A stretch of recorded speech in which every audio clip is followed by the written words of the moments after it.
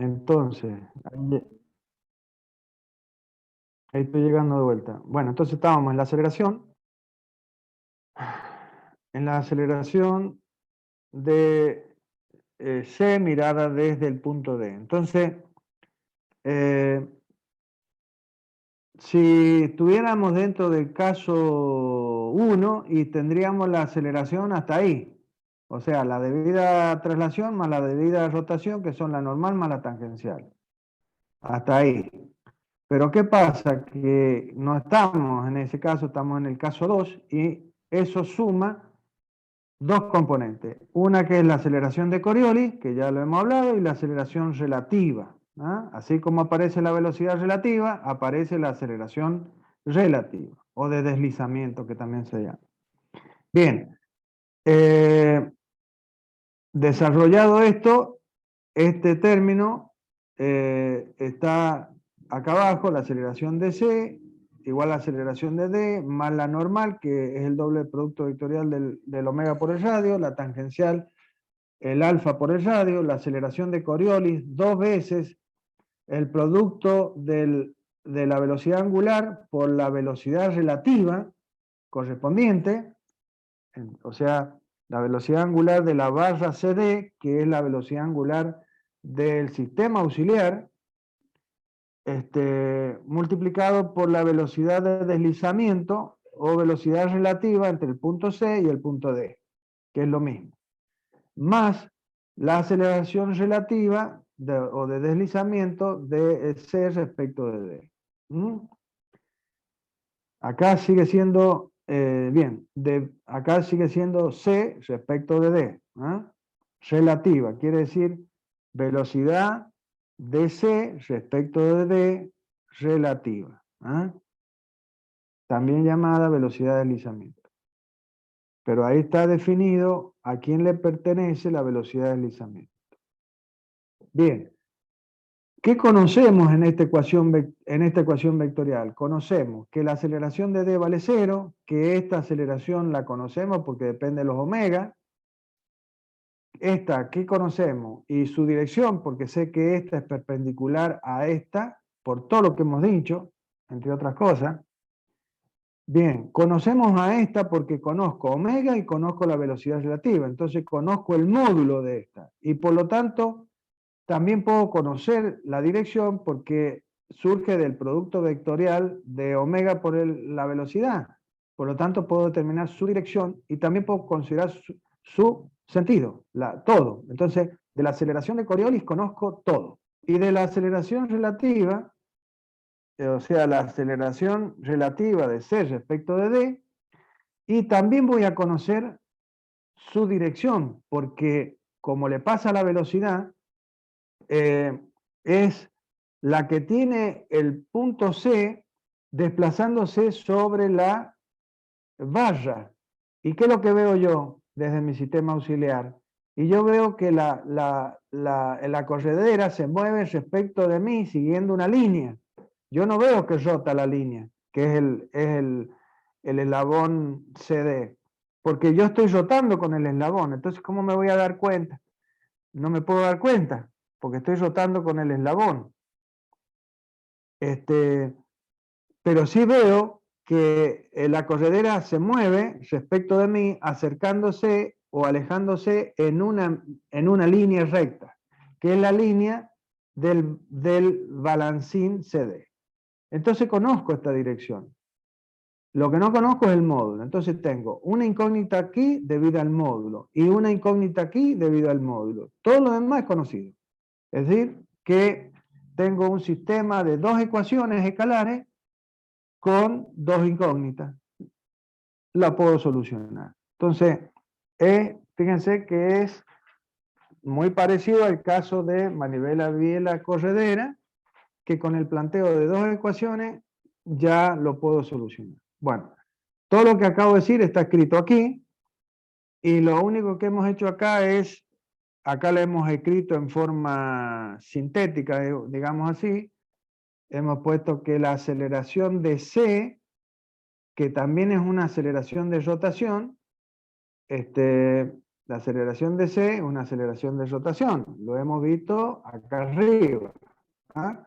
Está compuesta por la normal más la tangencial de B respecto de A. Por eso, acá la hemos vuelto a escribir y ponemos, en vez de aceleración de C, ponemos aceleración normal de C respecto de A más aceleración tangencial de C respecto de A. Las dos conocidas en módulo, dirección, sentido, todo. Estos dos términos en el primer miembro de la ecuación lo conocemos todo. La aceleración de D, que vale 0, la aceleración normal de C respecto de D, que la conozco, la aceleración tangencial, que la conozco en dirección, no en módulo, la aceleración de Coriolis, que la conozco completa, y la aceleración relativa, que la conozco en dirección, me falta el módulo. Bueno, acá le hemos escrito, ustedes no hace falta que le escriban acá, a mí me interesa que me planteen esta ecuación que está acá, básicamente. Como está escrita acá, desarrollado. Bien, entonces calculo, ya sé cuánto vale cada uno de estos valores, fíjense, yo sé que vale la normal de C respecto de A va a valer esto, la tangencial va a valer esto, la normal va a valer esto, la de Coriolis va a valer esto, y lo que me está quedando es lo que vale esta y esta. Lo hemos escrito ahí para que ustedes tengan claro qué es lo que es. Entonces, yo puedo comenzar a trazar. De vuelta, ¿de dónde voy a empezar a trazar? De cualquiera de los dos lados. Normalmente empezamos, a ver si es verdad, en este caso hemos empezado por el lado izquierdo. Entonces, trazamos los dos vectores conocidos del primer miembro de la ecuación. ¿Cuáles son? La normal de CA más la tangencial de CA. Estos dos términos me van a dar la aceleración de C. Básicamente, que tiene que ser igual a la suma de todos estos términos de este lado. Entonces, eso es lo que vamos a hacer. Lo primero que hemos trazado es la dirección de la tangencial de C respecto de A. Por lo tanto, va a ser, el trazado va a empezar por trazar una línea que es perpendicular a la barra CA, que representa a la dirección de la aceleración tangencial de la barra correspondiente CA. Voy a elegir un punto cualquiera como cero de aceleración y voy a trazar sobre esa línea un vector con tantos centímetros como el módulo sea de esta aceleración tangencial a través de una escala que acá se ha usado como que 1 centímetro representa 0,2 metros por segundo cuadrado. Bien, donde termina esta aceleración, vamos a trazar la dirección de ¿quién? De la normal, que es una línea que es paralela a la barra correspondiente CA, ¿no es cierto? Donde termina la aceleración tangencial, trazamos una línea que va a ser paralela a la barra CA, y que sobre ella y a partir de donde termina la tangencial, vamos a trazar un vector que va a representar en centímetros el módulo de la aceleración normal. ¿Por qué hacia abajo? Y porque yo tengo que el punto C está moviéndose respecto de un punto A donde he puesto mi sistema auxiliar. Entonces va hacia el centro de rotación de la barra, que es el punto A. Perfecto. Hemos trazado las dos componentes de la aceleración de C. Si ustedes unen el punto 0 con el punto final de la aceleración normal de C respecto de A, lo que están obteniendo es la aceleración de C. Bien, vista desde A. Ahora tenemos que trazar los vectores del segundo miembro, pero como dice que estos dos tienen que ser igual a estos otros, yo tengo que comenzar mi trazado desde mi cero otra vez de aceleración. ¿Por dónde voy a empezar? Y seguramente por la normal. Vamos a ver si es verdad. Entonces, es verdad. A partir del cero de aceleración, vamos a trazar la aceleración normal de C respecto de D. como la barra está horizontal, esta va a ser, esta dirección es la paralela a la barra, que va a pasar por el cero, porque esa aceleración es absoluta, entonces por eso va a pasar por el cero también, y porque tiene que responder a la ecuación, como ya hemos dicho, y va a tener sentido hacia dónde, hacia el centro de rotación, que es el punto D. Bien, trazamos ese vector, que lo conozco en módulo, dirección y sentido. ¿Qué seguiría en la expresión de la aceleración? Y seguiría la aceleración tangencial, pero esta no la conozco en módulo, la conozco en dirección. Si yo trazo la dirección y trunco el trazado, porque no puedo indicar un vector con un determinado módulo.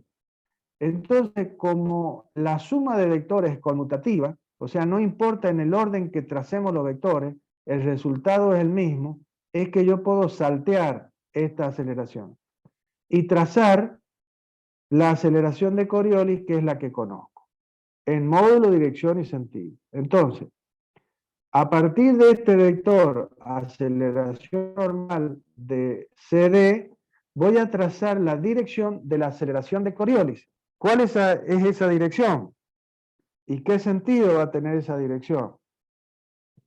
Bueno, eso depende de qué cosa. De todo lo que hemos charlado en la teoría.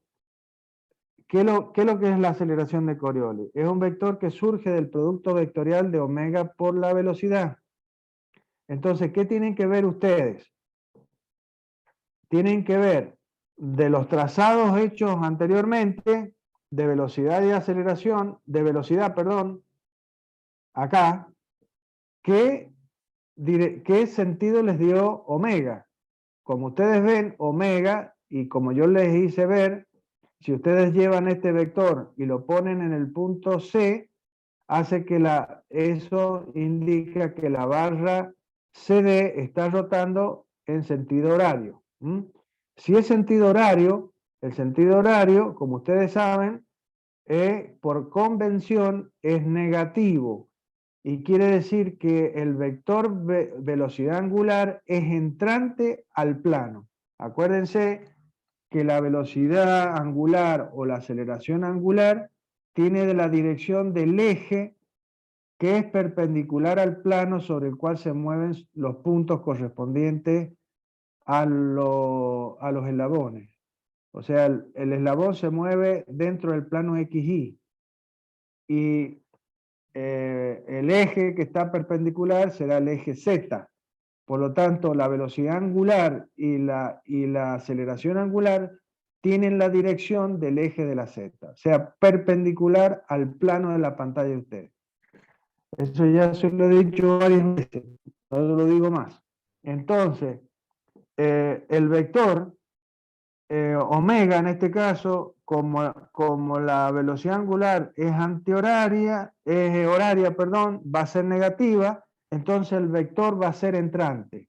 ¿Qué vamos a ver de la flechita del vector? Y la parte trasera, que sería indicada con una crucecita, ¿eh? Como ver una flecha de atrás, una crucecita. Si la viéramos saliendo, ¿y qué es lo que veríamos? La punta de la flecha, entonces vemos un puntito. Bien.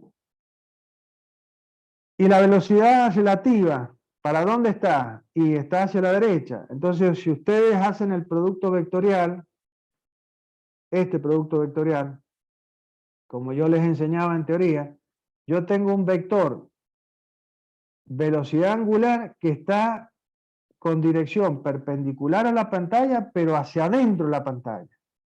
Y el vector velocidad está sobre el plano de la pantalla hacia la derecha. Entonces, cuando ustedes hacen el producto vectorial de omega por la velocidad, sería, si usan la regla a la mano derecha, sería que los 4 dedos de la mano mueven el vector velocidad angular hacia el vector velocidad relativo. Entonces, imagínenselo trayéndose al vector velocidad angular que está metido hacia la pantalla, ¿sí?, sobre el vector velocidad. El dedo pulgar les indica la dirección y el sentido de ese vector aceleración de Coriolis. Si lo están haciendo bien, van a ver que la dirección es hacia abajo, la dirección es vertical y con sentido hacia abajo.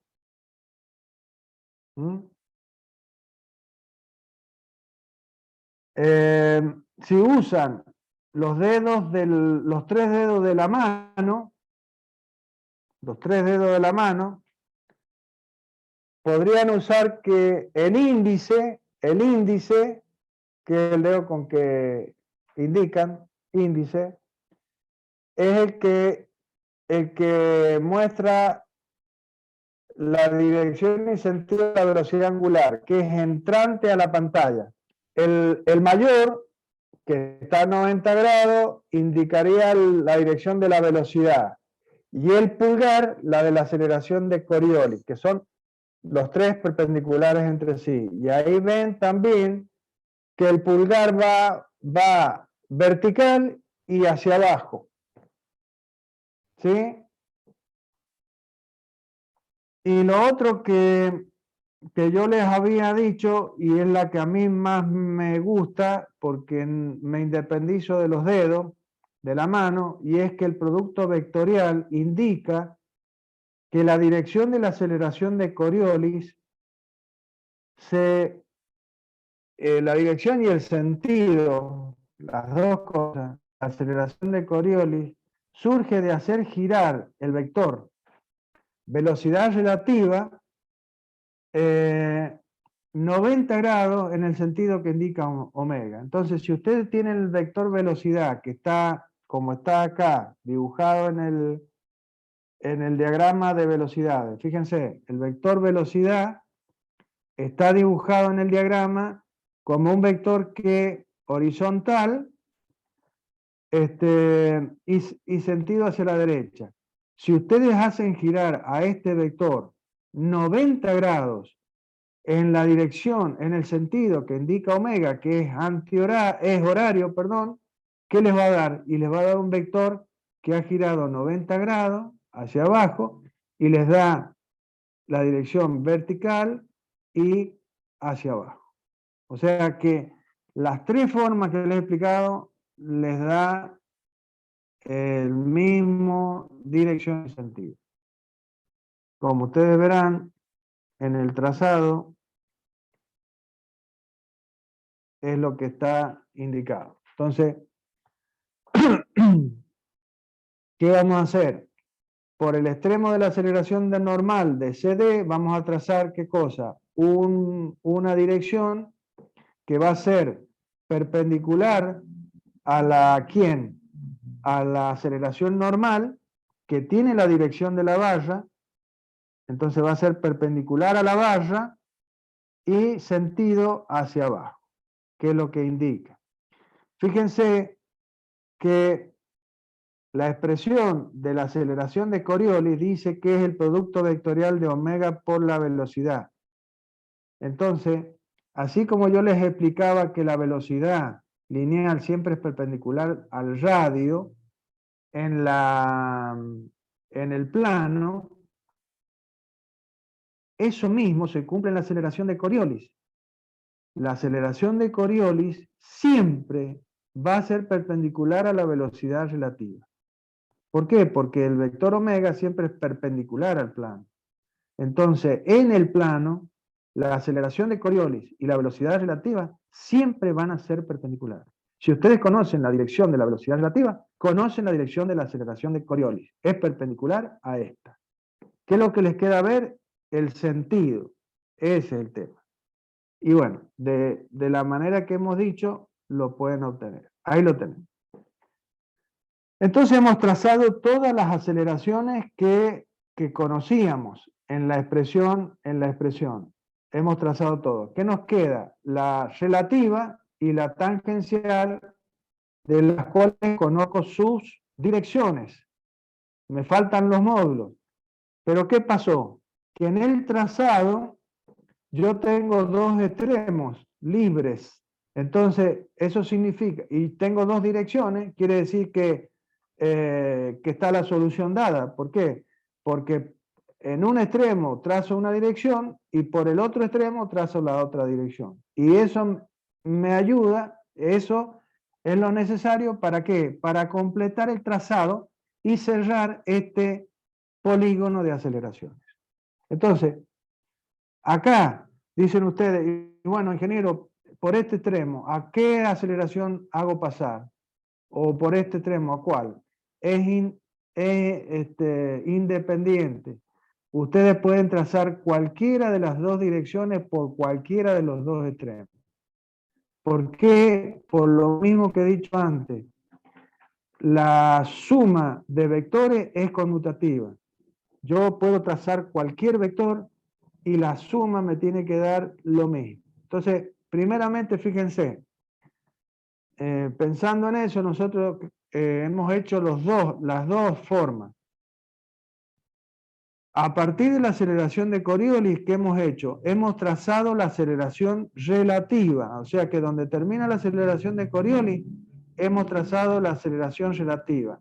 La aceleración relativa era la dirección de la corredera moviéndose sobre el balancín, por lo tanto es la dirección paralela a esa dirección de deslizamiento que es una horizontal. Bien, ¿qué nos queda? La dirección de la tangencial, que la tangencial ¿cómo es?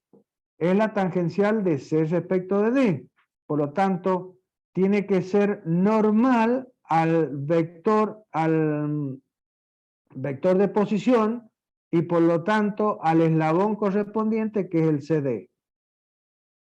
Por lo tanto, por el extremo de la aceleración de CA, normal de CA, voy a trazar una línea que va a ser perpendicular a la barra CD.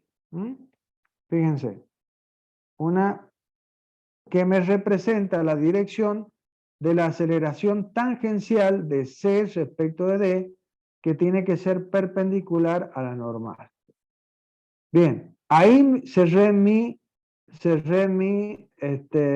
polígono de aceleraciones. En la intersección de las dos líneas se me define ¿qué cosa? Los módulos de las dos aceleraciones. Bien, el tema ahora es determinar el punto de aplicación y el sentido de cada uno de estos vectores. ¿A dónde tengo que ir? Y tengo que ir a la ecuación correspondiente que me maneja esta suma. Y dice que estos dos vectores que me dan la aceleración de C tienen que ser igual a la suma de todos estos vectores. Entonces nos vamos acá y la suma de estos dos vectores, que es la aceleración de C que iría desde este 0 hasta este punto, tiene que ser igual a la suma de todos los demás vectores. Por lo tanto, no puede ser otra que la aceleración relativa comience donde termina la de Coriolis y termina en este punto de cruce, la tangencial comience en el punto de cruce y termine donde termina la aceleración normal de CA. De tal manera que se dé la suma de que estos cuatro vectores es igual a la suma de estos dos vectores. Que es lo que hemos hecho acá. ¿Ah?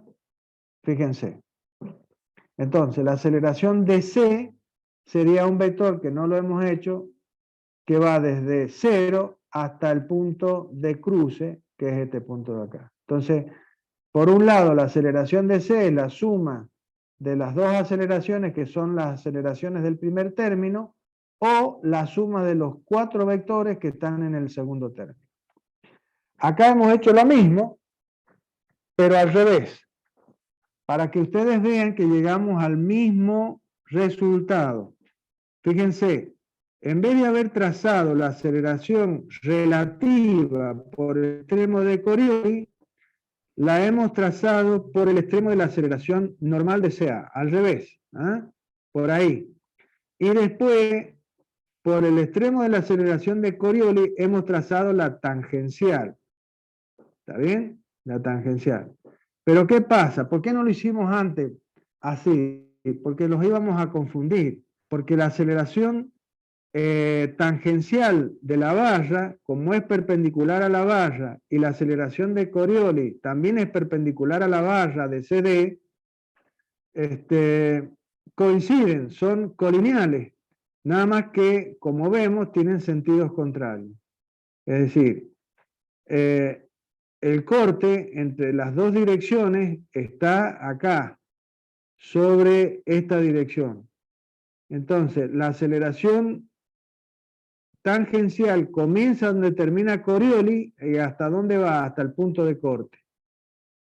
Y ahí nace, ¿quién? La relativa, que nace en ese punto de corte y llega hasta donde termina la aceleración normal de CA. Entonces, fíjense que es el mismo camino. Yo vine con Coriolis relativa más tangencial, o Coriolis más tangencial más relativa. Es exactamente los mismos vectores. O sea que pueden hacerlo como ustedes quieran. Una vez que llegamos a este trazado, como siempre, el trazado es para justamente poder obtener lo que son mis variables, que son el módulo de este vector, que es una aceleración lineal, y la aceleración angular debida a esta aceleración tangencial.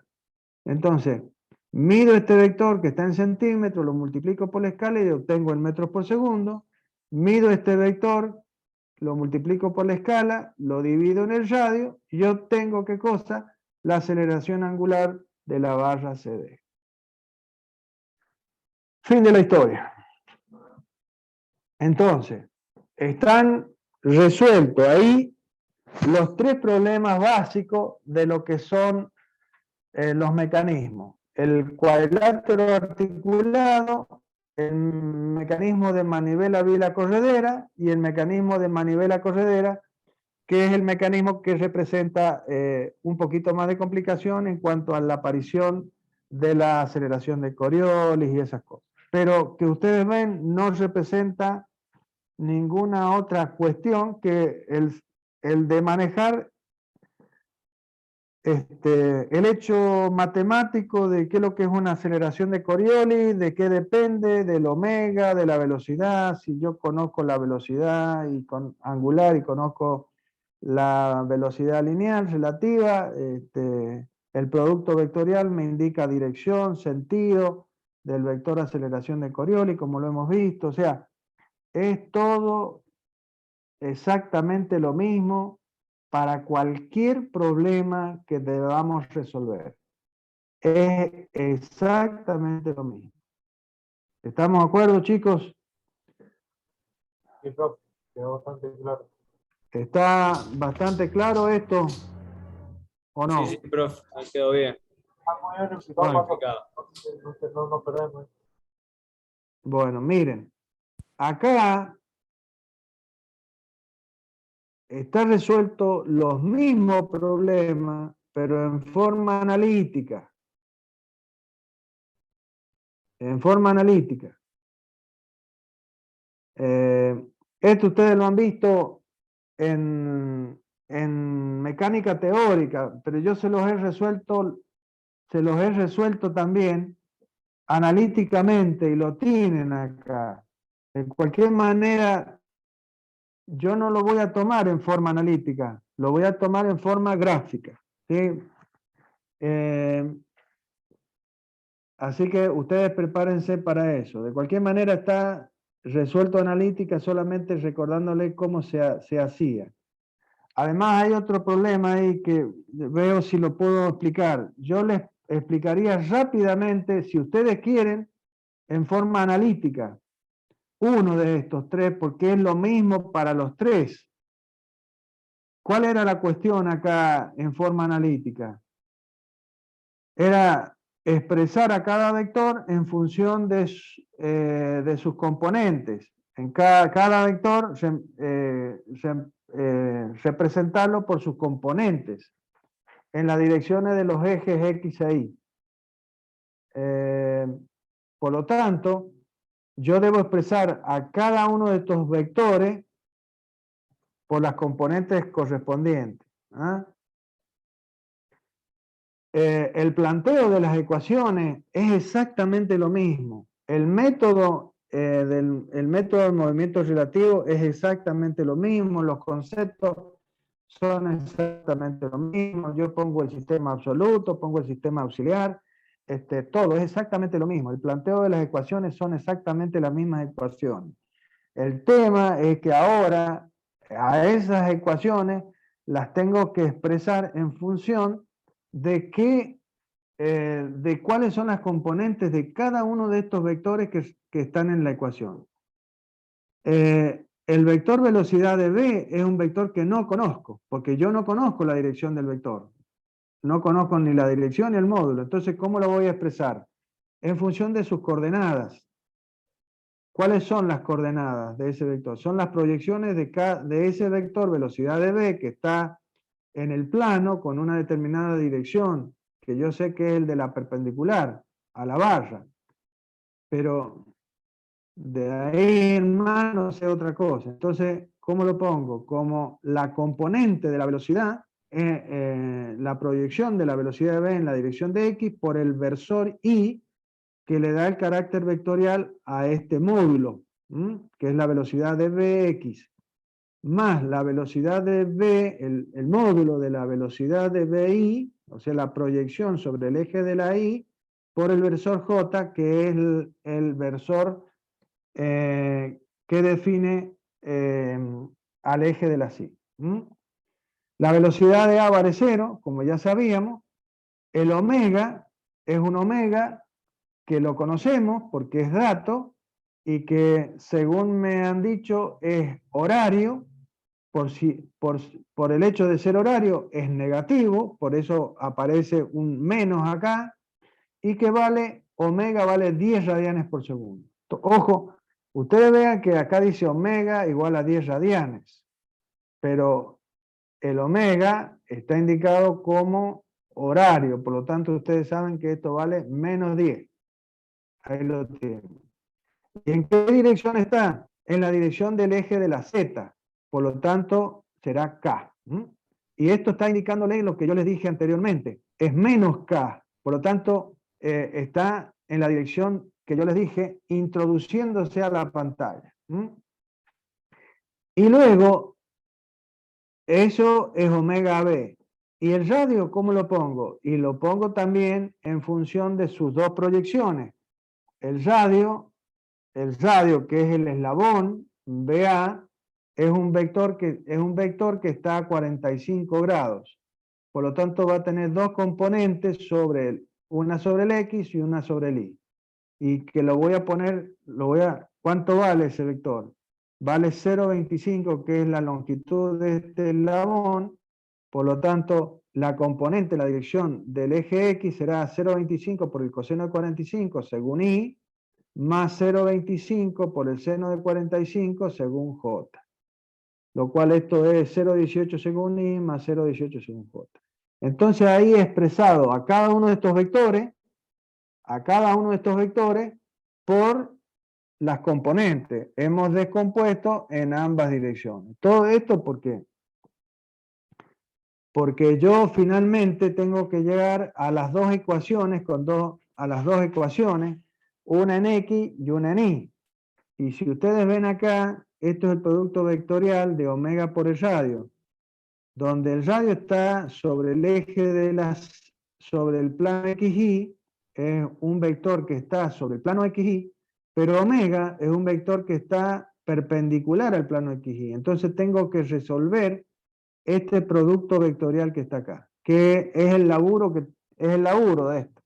Entonces por eso es que acá ahora esta expresión para resolver esta ecuación es resolver este producto vectorial, que será menos 10k vectorial el radio de BA, que vale 0,18 según Y más 0,18 según J. Bien. Entonces acá harán el producto vectorial, primero de 10k por menos 18y y después menos 10k por 0,18j. El tema acá es básicamente resolver estos productos vectoriales. Por eso está puesto acá, ¿qué cosa? el sistema de referencia X, Y, J, X, Y, Z, representado por los versores I, J y K. Eje X, eje Y y eje Z. ¿Mm?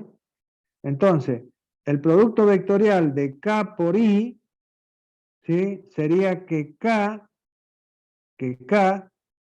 se mueve sobre el eje Y. K que va hacia I. Los 4 dedos de la mano dan la circulación del eje Z moviéndose en el plano XZ, el eje Z moviéndose sobre el eje X, ¿ah? El K sobre el Y. ¿Sí? Y los 4 dedos dan esa circulación y el pulgar indica la dirección y el sentido del vector resultante que, como no va a poder ser de otra manera, va a estar en la dirección del otro eje, que en este caso es el eje Y, o sea, el versor J. Pero acá tenemos que tener cuidado porque acá dice menos K. Entonces, si K está para arriba, yo tengo que considerar el menos K que está para abajo. Entonces la circulación va a ser del versor menos K que está hacia abajo hacia el versor I que está acá arriba. Cuando rote menos K que está para abajo hacia I, lo que me va a dar es el versor J, pero en el sentido contrario, o sea, hacia menos J. Por eso acá el producto vectorial de K por I me da ¿qué cosa? Menos J. Acá me pareció menos J. 10 por 0,18 me da 1,8 J, negativo. Y con el K por el J es menos K por J. Entonces, sigo considerando el K negativo hacia abajo. Ese vector, ese versor se va a mover hacia el J. Los dedos de la mano, de los 4 dedos de la mano van a indicar esa circulación y el dedo me va a indicar la dirección del versor resultante. ¿Cuál es el versor resultante? El I, positivo.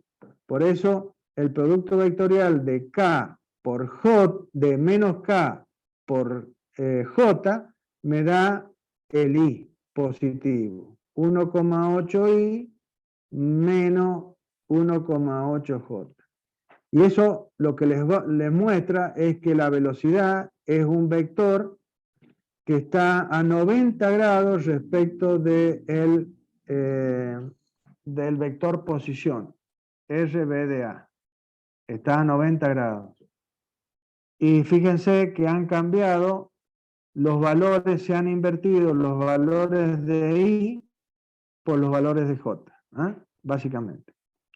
Este me daba los dos positivos, porque es un vector, fíjense, el vector RB_A es un